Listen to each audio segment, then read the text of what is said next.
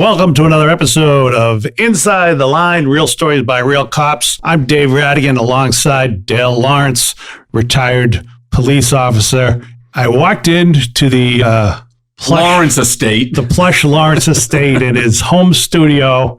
It's waterfront property. If waterfront's his pool outside, his kiddie pool.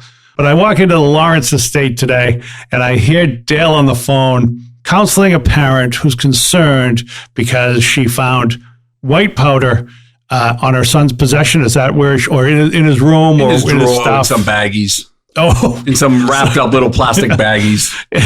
And so Dale gave her the very heartfelt advice. He said, I don't know. Sniff it. If it's cocaine, you'll get high. If it's fentanyl, you'll die.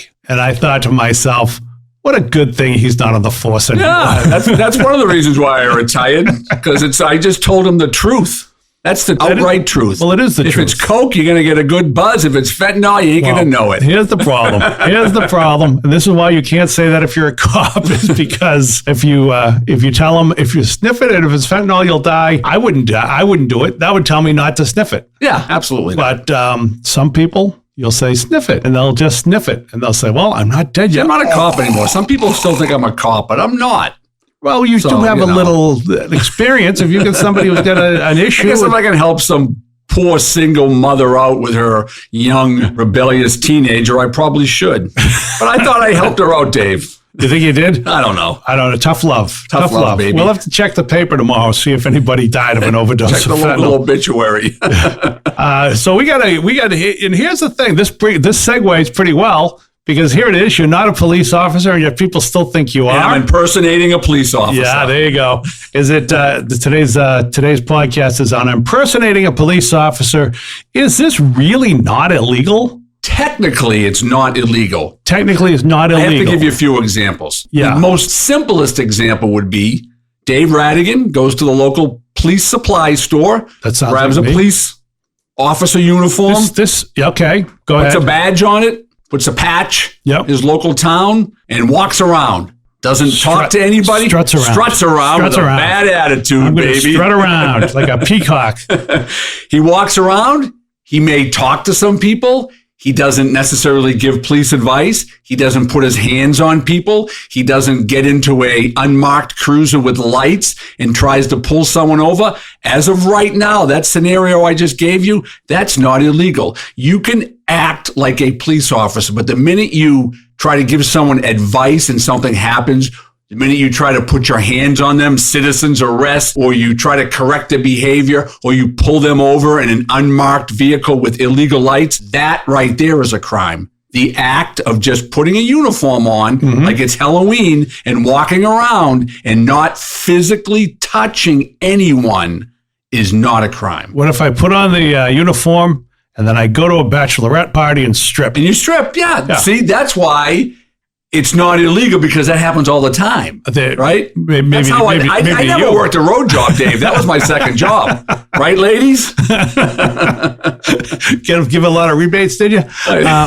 Anyway, all right. So what if I'm dressed as a cop? Something similar to that happened to me. I did a citizens police training. They had me do it because I was writing for the paper at the time. So one of the communities around here, I did a police training where they were doing traffic stops and we were given guns. And so we would so they would have the citizens be the person in the car. And what we would basically try to do is we would try to shoot the cop when he comes up to do a traffic stop.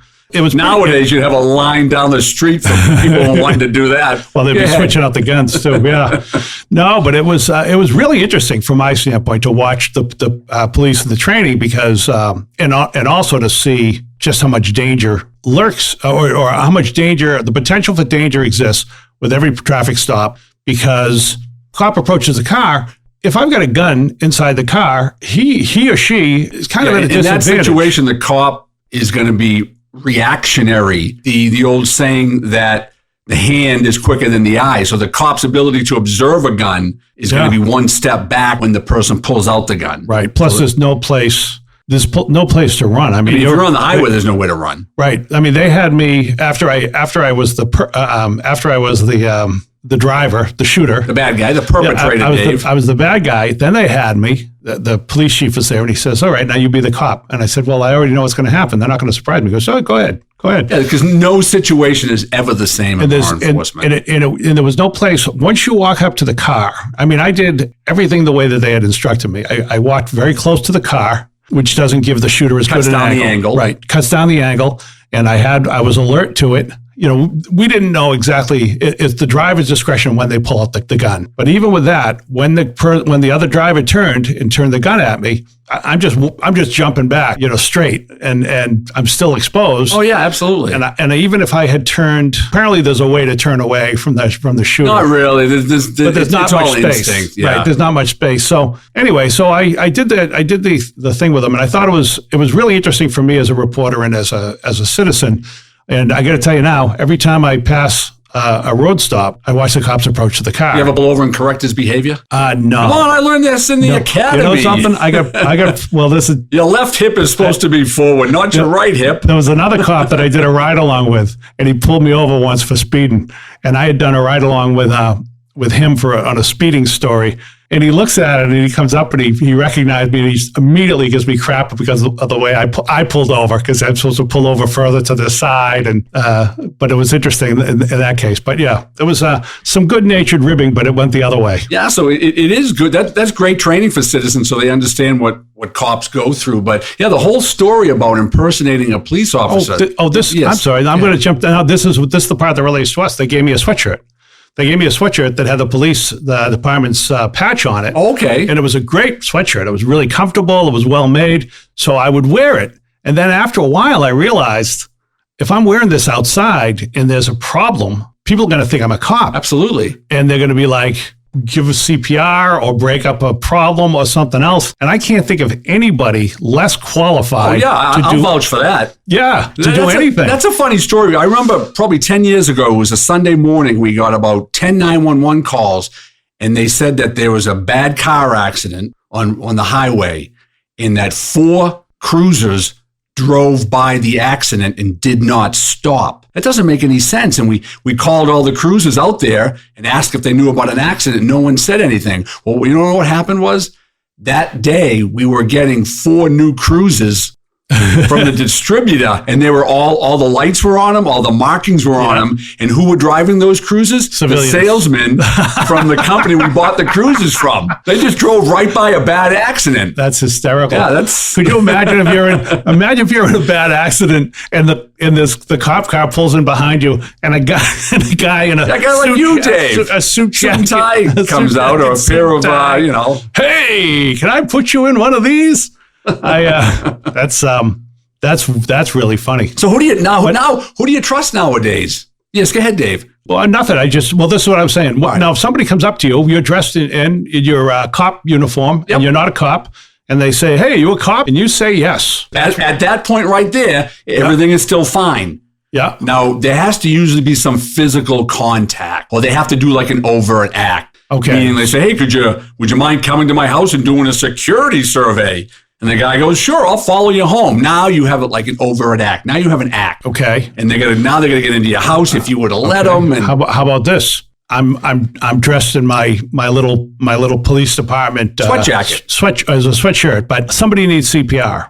Somebody needs first aid. I've been trained in first aid. So let's say I give first aid. Is that impersonating a police officer? There is a law, and I don't know the exact extent of it, but it protects citizens who actually render medical aid. Yeah, it's a Good Samaritan law. Good Samaritan law. Yep. Yeah, so that would fall in the same place, Dave, unless you're completely outrageous with what you did. What if I say to a woman? I used to be a doctor, and you start cutting them open and put a pen cap for a trachea or something like that. Yeah, that would be an outrageous. But just CPR, mouth to mouth, Heimlich maneuver, stuff like that, you'd be covered. What if I'm dressed like a cop and I'm coming up to women, age appropriate women? Yep. And I'm saying, hey baby, I'm a cop.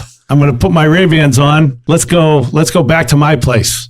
Yeah, that's like a little kidnapping, Dave. We're going to get into that shortly. That'd be kidnapping. All right, we'll get into that. But yeah, let's go back to the circle of trust. We're talking about police impersonators. Yeah. So how do you know who to trust? You can't trust cops nowadays. No. You can't trust teachers nowadays. No. Now, this boat's already sailed. You can never trust priests. So everyone knows about that. Yep. You can't trust teachers nowadays. Who knows what garbage they're filling in little Johnny's head in the second grade? You can't even trust that call from the bill collector and you at have dinner no time. idea. How do I know you're a real bill collector? So we go Come to back my house. to have to trusting Uncle Kenny, who lives downstairs in his mother's basement for bath time. Right. You got to trust Uncle Kenny again, the pervert. Right. Or your mother's boyfriend of the month. Well, he's coming over. You Yeah. gonna trust that guy now? Who do you trust? I know. And I mean, it's funny because I remember when my daughter was young, and we got a couple of calls, robocalls in our community saying that there was, guy in a van asking questions, blah, blah, blah. And I think I told you, I know somebody who was a victim of a kidnapping from the guy in the van while she was a little girl walking her dog. Almost died, almost got raped. Well, I let her go. Come on, Dave. I let her go. Horrible story, really horrible story. But the point is, we all teach our kids stranger danger, stranger danger, stranger And it danger. shouldn't be a cop. It shouldn't be the cop that you're afraid of. Here's the question. Should it be? I mean, it's always the trusted. I mean, pedophiles are incredibly clever, as we've talked about before. Yeah, it's always the trusted neighbor, the trusted friend, the trusted teacher, the trusted Family adult, member. the trusted cop. And that's police. And that's people, what we get back to. Yeah, people prey on that. Is this why people impersonate cops, or is some of it just mental imbalance? There's actually 4 categories of police impersonators. And the first one would be like cop wannabes. That would be somewhat of a harmless person, kind of a nuisance person who would dress up. And that kind of brings me to a kind of a funny story, because we have a very, very popular YouTube personality who grew up literally 100 yards from my seaside studio here. Seaside mansion? Yeah. And his name is Patty Mayo. And you can find him on YouTube, Southland Bounty Hunters. He has 10 million followers and about 1 billion downloads. Really? And he was a young kid in my community, grew up a few houses down from me. He used to drive a Dodge Charger, or actually it wasn't even a Dodge Charger. It was the old Fords, Crown Vic. It was black. He had a little light on it. It was tinted out. Yep. And he had a scanner in his car, and he would show up at our calls. And he'd park behind us, and every once in a while he'd get involved. He'd make comments. He'd drive around. How would he be dressed? He wasn't dressed as a cop, but he had a cop car. Yeah. He was a cop wannabe, and he was more of a nuisance. Okay. He was a nuisance. Are we talking about him as like 17-year-old kid? Or he's 18 years old, 17 or 18. All right. But you know something? That kid wrapped that up in a nice tight package, and he's a millionaire now. All right, the kid is a multi-millionaire, and I've watched his show. It's kind of a staged show, but it's entertaining. If you like entertainment, it's YouTube entertainment, and he's kind of funny. He's kind of annoying. He's everything that he was when he lived in this community, when he used to deal with us, but he's doing it on a huge scale now. That's huge. Cop wannabes. That's hysterical. But Southland Bounty Hunters is his show. Southland Bounty. That's his show. Okay. Look it up. It's very, very popular. And the next one would be like common criminals. Someone dresses up as a cop, and we're going to get into that in more detail in a minute. They dress up as a cop to kind of exploit a situation. Deviant people, that would be more of a sex offender, appearing to be a cop or giving you the appearance that he's a cop to get you in the car and do some deviant thing to you. And then this has kind of come up in the last couple of years, and I think you've seen it a lot. When COVID first came out, and we had the masks, and there was a lot of things on YouTube and TikTok and Facebook about people in stores getting in arguments with other people, and then people claiming to be cops and trying to intervene and trying to tell people to put a mask on. It was just people found out that, hey, if I act like a cop or if I show a little authority, I can kind of intervene, or I can, make that situation even worse. It's just a weird thing. People are weird. Do you think people were thinking I want to make it worse, or were they thinking I want to make it better? I think a lot of people who do police impersonators, especially the ones we dealt with, they would go to a call when we were there, and they would kind of rile people up just to get our response, and then just kind of laugh about it. And we would say to them, that person's not even a cop. And they would say, well, he told us he was one of your undercover drug detectives. So now you're dealing with that situation. They're in the background kind of smirking, and we're trying to deal with the first thing we're dealing with. Now we got this nitwit, Patty Mayo, antagonizing the situation and making everything worse, pissing the cop off, now pissing the person you pulled over off. Right. So, I do think sometimes they want to help, but other times they just want to cause problems. Well, I know that there are people. Is there such a thing as a citizen's arrest, by the way? Yeah, there is a citizen's arrest. I mean, I guess if you were in a store and you saw people shoplifting, you could possibly detain them. Is it recommended? Why would you do that? Why would you put yourself in harm's way for something monetary? Right. Someone walking out with a TV set. Okay. They're stealing a TV set. It's not your TV set. Why would you get involved? Is it the patriotic thing to do? I mean, if you get your ass kicked, if they pull a weapon on you, if you get beat down in front of your wife and kids, all it is a TV set. It's not yours. It's Walmart's TV. Right. Yeah, citizen's arrest can be made, but there's a whole bunch of little laws that you have to understand the use of force law. Meaning if someone's stealing a TV, can you punch him in the face, take him to the ground and beat the shit out of him? You can't do that. You can't do that. No, you can't just use excessive force on them for a TV set. Here's the question. Somebody's leaving with the TV set. Let them go. You intervene. Intervene. They get out of my way, buddy, and they hit you with the TV. Can you then strike them back? You could. I mean, you could. Now it's self-defense. Let me give you this scenario. Now it's self-defense. Dave. Well, no. Let me give you a scenario. Okay, you give me one. This is the thing. You're a Marine from many weeks ago who went in and he was in the gas station and there was a convenience store and there was I think it was an armed holdup, right? Armed robbery. So it was armed robbery. Is that the reason that he was able to intervene without it being? If let's take that situation where knuckleheads come into a convenience store. Ex-Marine sees it. He reacts quickly and knocks the gun out of his hand. Let's say the kid on the ground grabs the gun. And now they're wrestling for the gun. And the Marine takes the gun from him and shoots him. What do you think happens there? The cop gets to the scene and says to the Marine, now listen, you were struggling for the gun and it just went off, right? That right there would be legally okay for the citizen because he was protecting everyone else. He was protecting himself. Okay. But same scenario, you're in there and someone is, let's say someone's trying to kidnap a kid in front of a Walmart. Yeah. Now, if you intervened in that and a struggle ensued and you beat the living shit out of the guy while he's trying to drag some young girl into the car, you're going to be covered for that. Okay. Absolutely, because he's trying to kidnap someone. All right, so we get these 4 categories. We get these, like you said, we get the wannabes, the common criminals who are just trying to use it as a scam, the deviants who are going to try to and basically pulling over a woman and absolutely and raping her. We have a story about that. Scamming her into sex or raping her? It would definitely be a rape. Ultimately, in the court of law, it would be classified as a rape, a sexual assault. So if I come up to a woman. How about we put that on hold for a second? Because we have a couple of scenarios coming up. Fine. If we go over the 2 most common types of impersonation, and then on the second type, we're going to get into those. I'm trying to figure out how I can impersonate a cop and use it for my benefit. Oh, there you go, brother. If I impersonate a cop and stand outside the Star Market with a can, will people? Oh, absolutely, you could do that. Yeah, they never do that with cops, do they? They years ago, I was at the Stop and Shop, and I was a police officer then. It was probably 10 years ago, and there was people there, and they were saying, donate to your local DARE. And I walked up, talking to the lady, and she's like, hey, we're accepting donations for your city. They have a DARE program, and could you donate $5 or $10? And yeah, they do a lot of great work. And she's describing the DARE program to me. And so I basically called the station because I was off duty, and they went down there. They spoke to these people. They spoke to the manager of Stop and Shop, and the manager of Stop and Shop, private property, said, no, it's fine. We want them here. But they were running a scam. There was no DARE in that city, and they allowed it to happen. Why would they allow it to happen? I have no idea. They told them that there's no DARE in this city. There's no money going to any DARE program in this city. And they allowed the scam to happen. I don't know why. I have no clue. It's private property, so if they want to allow it, that's their property. But aren't they liable? They could be liable. I mean, if I'm, that's they could be weird.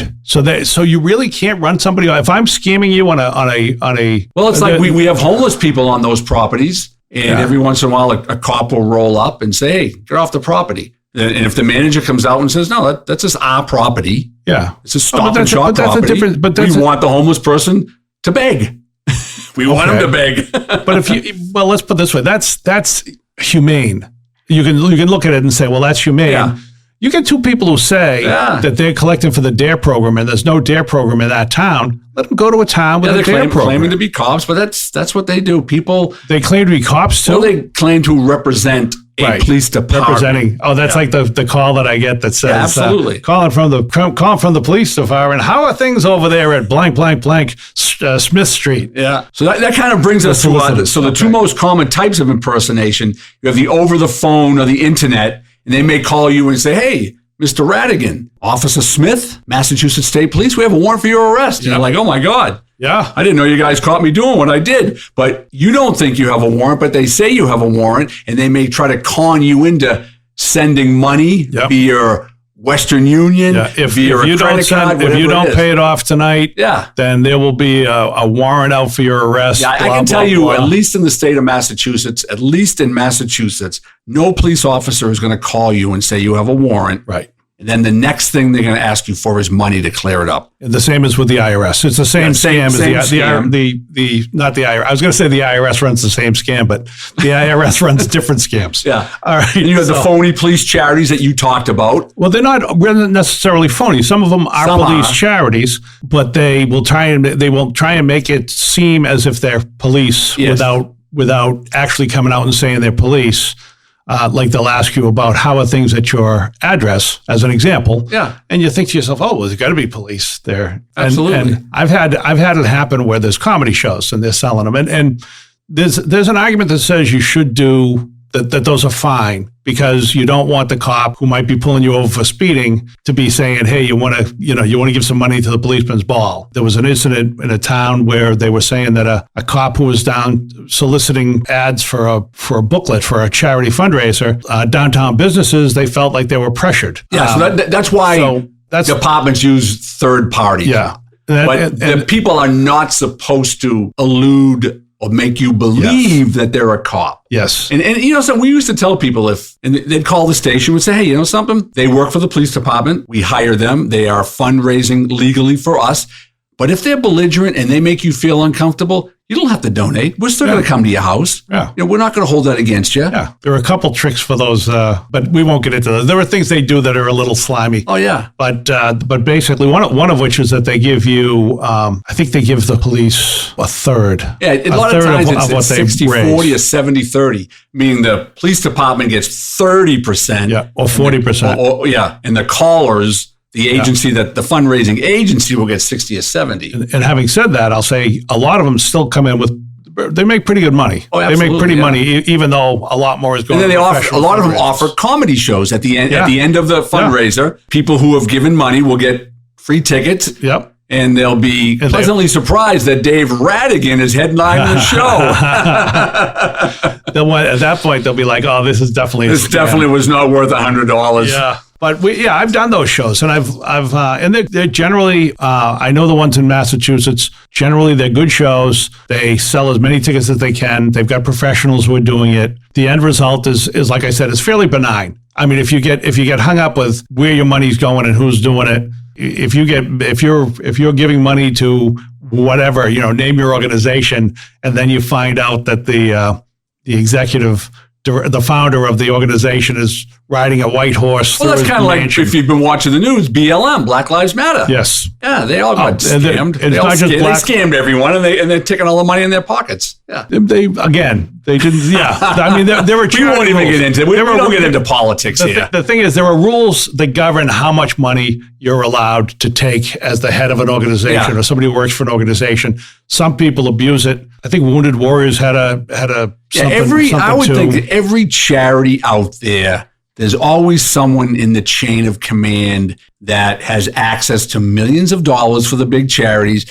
And so what if 100,000 goes to their little home on the Cape? Who's going to know? And you're right. No one will know unless they audit it. Right. Who's going to know? And they should audit it. Yeah. But so when we say phony police charities, how about this? Somebody calls their police charity, but there's not really even a charity there. Does that happen? That happens all the time. Yeah. That's definitely a scam. That is criminal.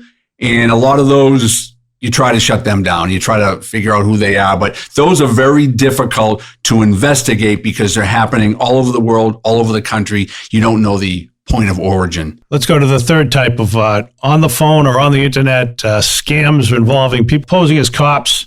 It's grandparents. They hit the grandparents. They Hi, tell Grandma. them, yeah, little Hi, Jimmy's Grandma. down at spring break. He just got hooked up by Fort Lauderdale PD, or he's down in Cancun, Mexico, and he's going to get a firing squad in the morning if we don't get $1,000 sent down here via your credit card or a bank transfer. And they always start out with that faint voice of pleading with their grandparent. Yeah. Please help me. If that was me, if I was a grandparent in a few years and they keep my kid, he's a pain in the ass anyway. Well, this is the other thing was, again, scammers like to prey on the elderly.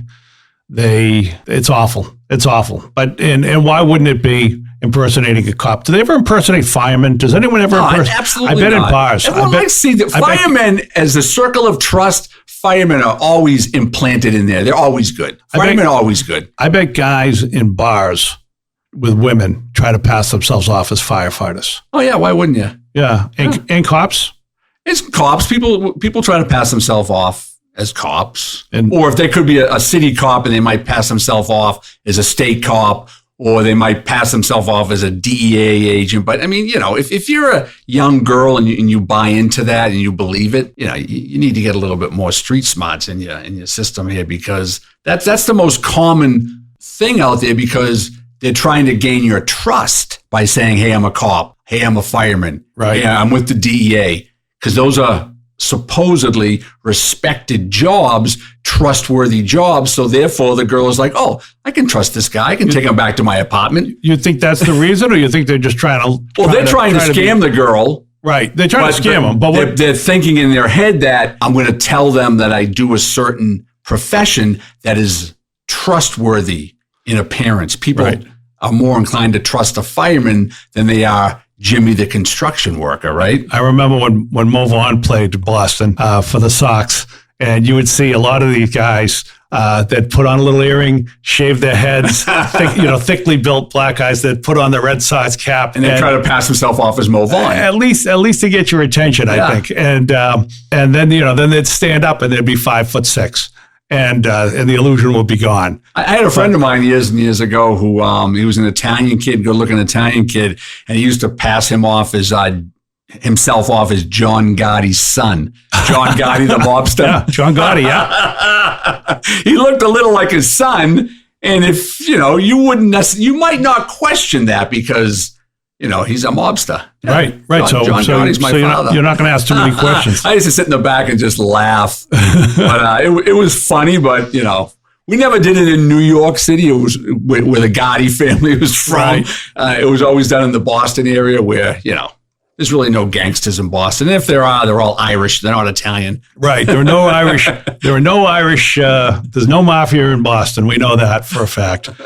All right. In person. Yeah, these are the most dangerous. This is the dangerous one, Absolutely. Really. Yeah. Now, the first one would be a drug rip, meaning if I'm a drug dealer, okay, or if I have drugs on me, I may not have to be a drug dealer, but I could have some drugs on me. And if someone knows it and they're following me and they know I just bought some drugs, they could very easily, if they have a little blue light in their car, pull me over, say they're an undercover drug detective, and you're under arrest, or we want all your drugs. Now, if you're a young kid from the suburbs and you go into a community like Boston and you buy some drugs, and that happens to you, very easily you could fall prey to that drug rip, meaning the person who pulled you over wasn't a cop. Yeah. They made you believe they were, and they saw that you were from a nice, wealthy community. You don't come into Boston and play with those kids. They'll rip you off. Luckily, the kid doesn't get his ass kicked. Yeah. If they just steal your drugs and take some of your money and send you on your way, then you probably are lucky in regards to that type of situations. Anytime you're talking about drugs and ripping off drug dealers and drug users, very dangerous. Yeah. Very dangerous group of people. That's one of the reasons that I always stayed away from that sort of stuff. Yeah. And you want to know, they don't really, when we talk about drugs, you're talking heroin, cocaine, pills. Usually the marijuana is usually fine. The marijuana is usually fine. Unless you got a bale of marijuana in your back of your truck, Dave. Right. You've got to be, I would think, to be in trouble for marijuana these days, obviously less so. You need to be fairly high level. Yeah, absolutely. Fairly high level. No one's going to be pulling you over because you got 5 joints in your car. and try to rip you off. Right. Not going to happen. Right. But if they know you've bought if they Bought know a you've couple bought of pounds, Yeah. absolutely they would. Yeah. You know? So the idea is the same people who sell you the drugs are gonna have somebody waiting for you. Oh, yeah, absolutely. Especially if they think you're a nitwit. Yeah. From a nice community and you're not street savvy to that type of a community. Sure. The sexual assault is the other one. Yeah, there was a case. And a lot of these, some of these are recent, some of them aren't recent, but it's basically, we're just trying to kind of give you an idea. So a cop pulls over a lady and he tells her he's doing an investigation, and he gets her in his car and he convinces her, threatens her to perform oral sex under the guise of, I'm a police officer. She felt intimidated more so than she would if it wasn't a cop. Oh my God, a cop's telling me to do this. She didn't know how to handle it. But ultimately they caught the guy and they arrested the guy. But what happens is, let me give you this scenario, Dave. It's 2 a.m. You're in kind of a rural area. You know you didn't do anything wrong. You're driving down the street, coming home from a gig up in New Hampshire. Sure. You're on a back road. Sure. Unmarked cruiser attempts to stop you. Are you going to pull over? How are you going to handle that? That's an excellent question. Yeah. Now you're talking about if you're a woman or if you're a male. Use it as, I wouldn't use it as a male or a woman, because I'm going to tell you what I would do after you say what you would do. But yeah, a rural area, you're getting pulled over by an unmarked. Yeah. Unmarked is the big thing. But you know, how do you tell? How do you tell? How are you going to know until they stop you? If the blue lights, I would pull over. I would pull over, but I know where you're going with it. If I'm a woman, would I pull over? It's a good question. Yeah, we had a self-defense course, and we used to talk about that in the self-defense course. And the whole thing was, now if it's a marked cruiser, if it says Lincoln, Rhode Island, and you're passing through Lincoln, Rhode Island, and you know it's a cruiser and it says it on there, then yeah, you're going to pull over. But you're not going to see it at night. Well, I mean, let's just say you do. Okay, let's say you do. All right. You're going to pull over and hopefully everything's going to be fine. Yep. Same scenario. You're driving through Rhode Island and it's an unmarked cruiser, kind of a desolate area. We recommend that you don't pull over. You drive slow. You put your hazards on. You call 911 and say, hey, I'm in Lincoln, Rhode Island. I'm on Route 95 North, and I'm getting pulled over by an unmarked police cruiser. And that dispatch from that area is going to call officers in that area and say, hey, is anyone attempting to pull over a black Chevy Chevette, old car, Dave, from the 80s with Massachusetts license plates? And hopefully someone's going to come on the radio and say, yeah, that's me, Officer Smith. They're not stopping. And then the 911 operator will say, yes, that's a legit police officer. Please pull over. Okay. In that situation, if it worked out that way, everything would be fine. But there's a little tweak there, Dave. You never know what type of maniac cop you got trying to pull you over. Now, it's going to take you about 5 minutes to have that conversation. Yeah, it's going to take you a few minutes. Absolutely, it's going to take you a few minutes. It's not going to be 30 seconds. Yeah. So you could have some maniac cop who's all jacked up thinking you're taking off on him, you're drunk, you just kidnapped someone, you just did something bad, that's why you're not pulling over. Now he pulls you over and you stop 5 minutes later, he comes out with his gun, he's all jacked up, he's a maniac. Now that situation can very quickly escalate. Yeah. So you have to keep that in mind too. There's not a great answer what do you for do? that. What do you do? Not a great answer. All right. So you're saying outrun the cops. No, not in a Chevy Chevette. Like I said, the same scenario. If it's a marked cruiser, I'm pulling over. If it's an unmarked cruiser and I don't know, and I know I did nothing other than driving down the street at 2 a.m, I'm putting my hazards on. I'm driving slow. I'm calling 911 and I'm describing the situation and I'm letting the dispatcher tell me what's going on and go from how they advise. All right. So I would do the same thing. You would do that? Absolutely, I would. So you would call 911. Yep. Put your hazards on. Your hazards, yeah. Driving slow. And then, I suppose you would say to the 911 officer, tell him not to shoot me. Well, I say, yeah, I'm not stopping because I don't feel safe. I'm just going to a area that's well lit, where there's maybe more people, a 24-hour convenience store or something like that. Oh, that's the other thing. If you're driving in a spot like that and you've got a convenience store there. Yeah, pull into the parking lot. Pull into the parking lot where it's safe. Well, you assume it's safe. Right. You would assume it is. Yeah. Well, at least there are cameras that can record your death. Yeah. and someone can put it up on YouTube and make some good money. Yeah, that's the important thing. What else you got? We got kidnapping. Oh. Yeah, there was a couple of young girls in Long Island, walking down the street, coming home from school. A guy pulls up, A lot of people have fake badges. Shows a badge, tells the girls to get in the car. He wants them to help him on some case he's trying to solve. And they're young. They're intimidated. They're not street savvy because they're only 14, 15, and 16. He gets them into the car. He's talking to them. He asks the older girl. He tells her he doesn't need her anymore. He drops her off, drives down the street with the younger girl. The older girl calls her mother, calls 911. And the young girl, the 14-year-old, didn't or wasn't sexually assaulted, but he was trying to manipulate that situation. He had pulled over, had her in the car, was trying to grope her a little bit. Ooh. And the cops found her and they showed up and they arrested him for that. Where did this one happen? Oh, Long Island. Yeah, Long Island. Ugh. Bay Shore, Long Island. Never been there. Yeah. But anything with, New York involved can't be good. That's so the guy used right. The premise of, and he said it was plainclothes, right? Yeah, plain clothes. How often does this sort of thing happen? I mean, more often it's going to be plain clothes, Dave. Really? Yeah, you're not going to. You really would have to go out of your way to get the police uniform, put the patch on, the badge on, drive around. You'd have to have a marked cruiser for that, or a marked car. You could be a drug detective. You could be an undercover detective driving any type of car. Yeah. Not a police car. You can Toyota Corolla. There's a lot of drug detectives that drive around Toyota Corollas and cars you would have. Nissan Pathfinder. You don't know what the car is. Sure. And the idea is you want to look nondescript. Yeah. Or you want to look. You don't want a badge or something like that. And you pull people over. They get intimidated. You manipulate them into the car, and could have gone really bad. All right, now you're starting to scare me even more than you usually do. Even more than when you told the woman to sniff the fentanyl. All right, and of course are we gonna top it off with this? Of course, unfortunately, because we talked about the kidnapping, we talked about the sexual assault, and then obviously the worst case scenario is that there was a lady in a studio or in a church. She was going to teach like a Pilates course in the morning. Guy comes in dressed more like in a SWAT uniform.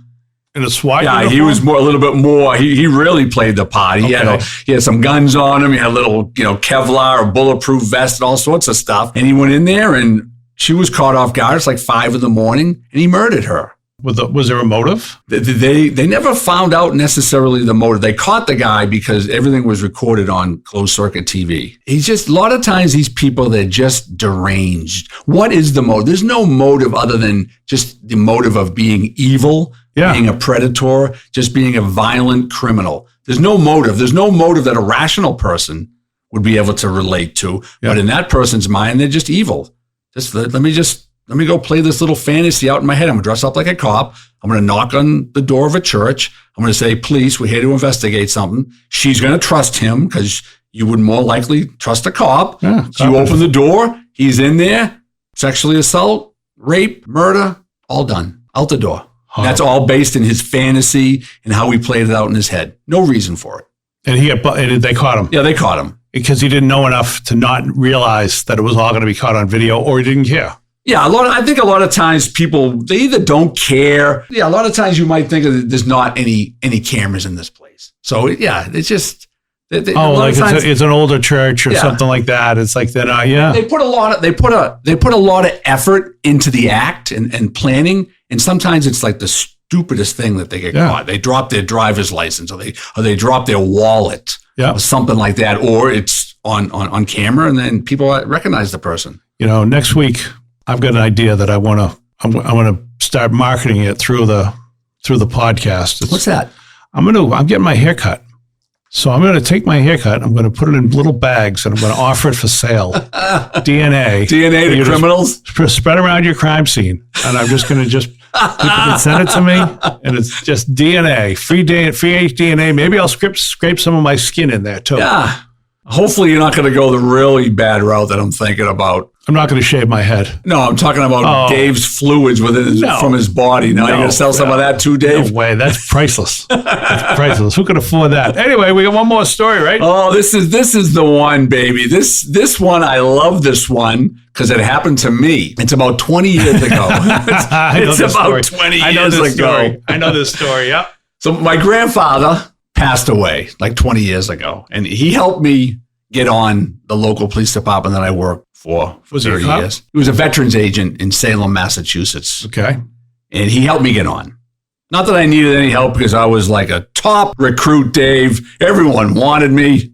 No, they didn't. But anyway, so he passes away, and my father comes up to me and says, hey, it would be nice if you could get your grandfather a badge and put it in his coffin, and because he was a World War II vet, a Purple Heart, Airborne Ranger, and we'll put it with his medals. So your dad said... Yeah. This was his dad who was being put in the his ground. dad, my grandfather. And you said, listen, your grandfather's got all these medals. Could you it'd be really nice if you could get a badge. Absolutely. Okay. So I get the badge and I put it in his coffin, go to the wake, go to the funeral. Coffin gets shut. I didn't shut the coffin, but the coffin gets shut. They bury him. A week later, my uncle, who's married to my father's sister, says to me, did you give your father a police badge? I was like, I didn't give my father a police badge. I gave my grandfather a police badge. I put it in his coffin. He goes, well, your father's walking around with a police badge, and I think he took it out of the coffin. And I was like, wow, how should I handle this? I didn't do anything. I just kind of forgot about it. Well, okay. Did you kind of forget about it, or did you just not do anything about it? I didn't really forget about it. You remembered I wasn't sure on how to handle it, okay. So I just did nothing. Okay. 6 months later, I got a call from one of my friends in the police department. And he's a little pissed off, but he's laughing. He goes, I was just on the train. We had just gone to the Bruins game. We're coming back. I'm with my 2 kids. And there's a guy sitting next to me. He's drunk. He's belligerent. And when the conductor come up to collect his money, he pulled out a badge and said he was a police officer. And the conductor didn't believe him, so they got into an argument. He goes, this guy gets up, he shows a badge, it says police officer, and the guy goes to my father, he goes, who are you? He goes, I'm a Beverly, Massachusetts police officer. I don't know you. And they get into an argument. And he goes, well, you know my son. So basically what he did was he used that badge. He got into a beef with the conductor. He got into a beef with the police officer that I worked with. And that was all from the stolen badge from my grandfather's coffin. So some people will go to no length. No stone will be left unturned to impersonate themselves as a police officer. That's really funny. Well, you know, those train rides are expensive. Yeah, like $5. So now, did your father get arrested? No, he didn't. They just blew it off, and he got off, and yeah. What happened with the badge? He's still, he recently passed away, and I've never seen that badge since. So I don't know where that badge is. Did he stop taking the train? Oh, absolutely not. No, because he would go into Boston to do his thing. But would he pay, or would he show the badge? He probably paid at that point. Okay. They probably had a little poster, man impersonating a police officer about him, you know. That's hysterical. All right, so that's it for this episode. I like those stories. InsideTheLine.org. Also, real stories by realcops@gmail.com. I'm Dave Rattigan. That's Dale Lawrence. Thanks for joining us, and we'll see you next time.